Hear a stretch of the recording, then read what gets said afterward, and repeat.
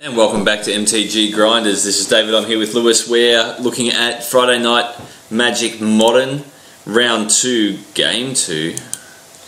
And we've had Trent pick up a win against the Storm deck. And Trent's had to mulligan down to 6 this game, where the Storm deck has kept an entire hand of 7. Including one Gitaxian Probe, which is firing off before his first land drop for 2 life. He gets the information he needs. He knows what to play around. And we can see a Tasiga there, a Spell Snare, and... Is that Inquisition? 2 Inquisitions. Double Inquisition of Kozilek, which I think is pretty strong. And you should be able to search out some black with those 2 fetch lands. Yep. Without too much hassle. And here comes the fetch, going down to 19. He's cracking it down to 17, away. sorry. So he's probably going to fire off something akin to Serum Visions. Now, Cohen...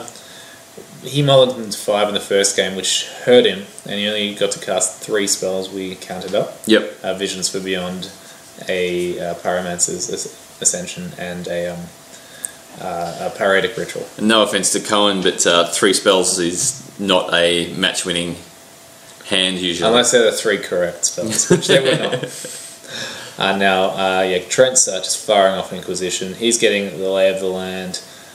He's taking, is that an Ascension that he's taking? Yep. Pyromancer's Ascension. And now he's just going to look at the rest, write it down, Serum Visions, Metamorphose. That was pretty much a snap take from the hand. Well, in the long game, Ascension just gets so much value, and it's good to get rid of it, because the Esper colours don't...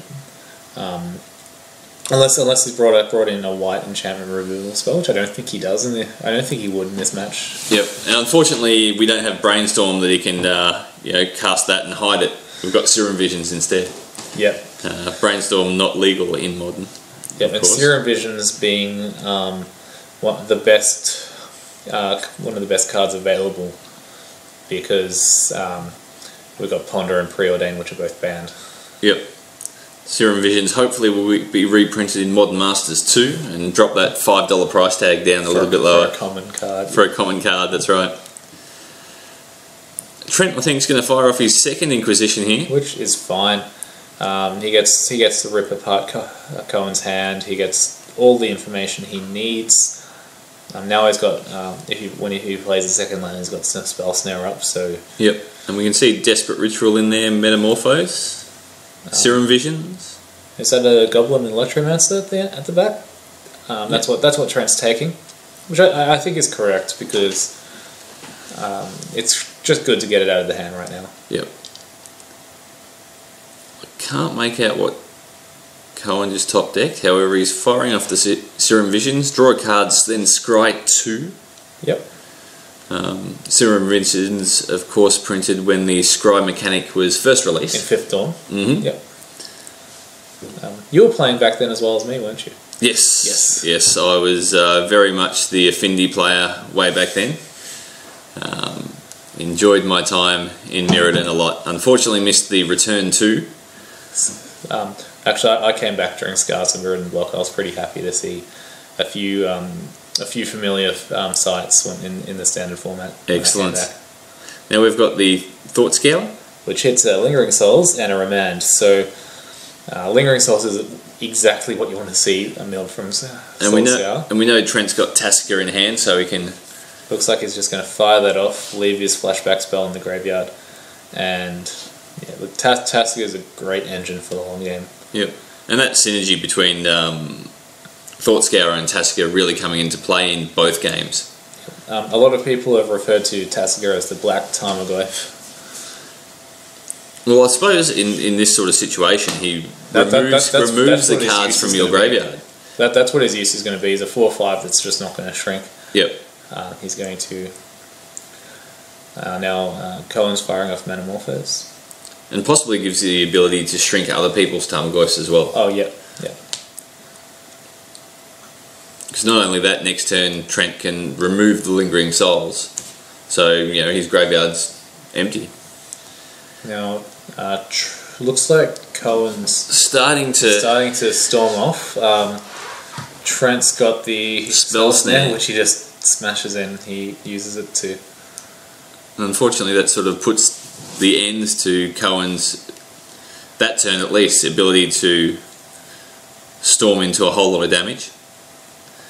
But at least he's cast more than 3 spells this game. That came. Storm was premiered just the year before Scry in Scourge. Yes. Now that's 2 blocks in a row with broken mechanics with Storm and then Affinity. Go free stuff. It looks like Wizards of the Coast have learnt from their mistakes. Speaking of free stuff though. Gitaxian Probe. Yes. Free card. And free information. Yep.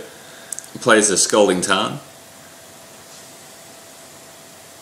Getting out of land. Now we're on to 3 land here. And Storm can easily go off on 3 land. Yes, yeah. Well, as Cohen has told us, turn 3 is generally when Storm can go off. Yep. 3 or 4. So with 3 land, he might be able to do it here. And he's got a couple card draw spells. Yep. In hand. Trent's having a good look at the graveyard just to see what's been happening, see what's might be to come. Storm, of course, full of free spells. And there's a Desperate Ritual. Yep. Putting 2 red in his pool, is that right? 3 red. 3 red? It costs 2 mana, 1 red and 1 generic, and it puts 3 red in his mana pool.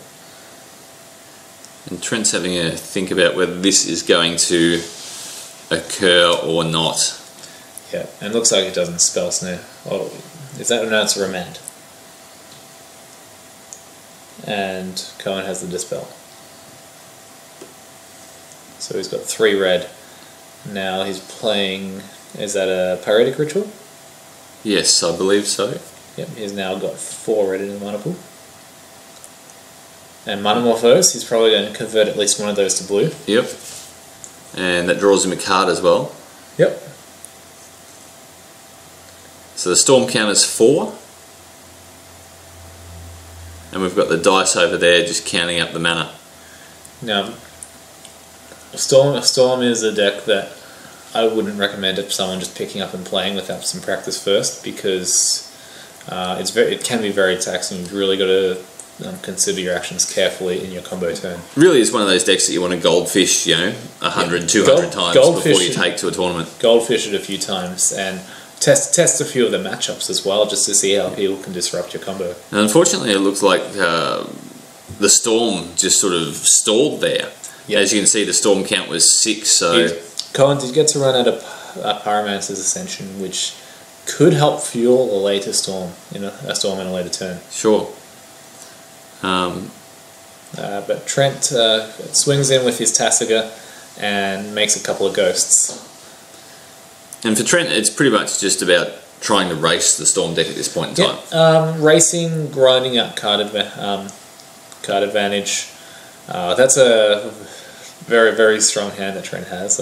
If he can hit the 4th mana for Restoration Angel. Yep. He's got Remand as his other card. So he can, if he can get through this turn, he can buy himself another turn with the Remand. And he's just leaving his hand open. Like Trent and Cohen are mates. In fact, they're sitting behind me right now. They'll probably commentate the next match. In fact. Hello. Greetings. So they know who wins, but we don't, because we haven't seen this match yet. No, I believe I was sitting on a different table in that room at the time. Turns back over the Remand and the Restoration Angel, and he's tapped out, so Cohen can just try to do his thing. He's casting Thought Scar, targeting himself, mill 2 and draw. Draw 1. And what's happening with that card now? Because he had enough counters on Pyromancer's Ascension, he was able to cast a copy of Thought Scour. Excellent. So he was able to essentially mill 4 cards, draw 2. Yeah, but Trent untaps, attacks, and that's the ball game. Yep. So Trent takes round 2. We'll be back with round 3 in just a minute.